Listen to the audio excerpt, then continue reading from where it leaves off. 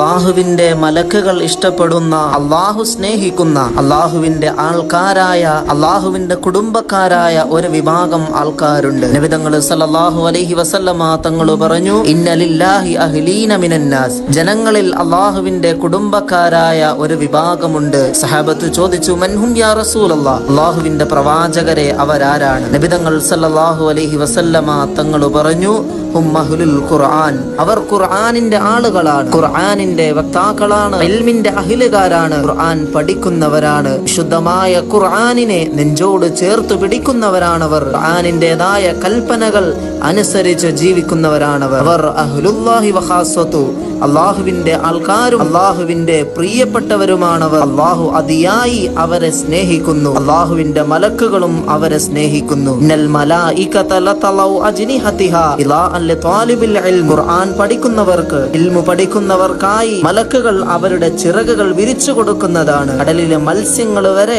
അവന് വേണ്ടി പൊറുക്കലിനെ ചോദിച്ചു കൊണ്ടിരിക്കുന്നതാണ്.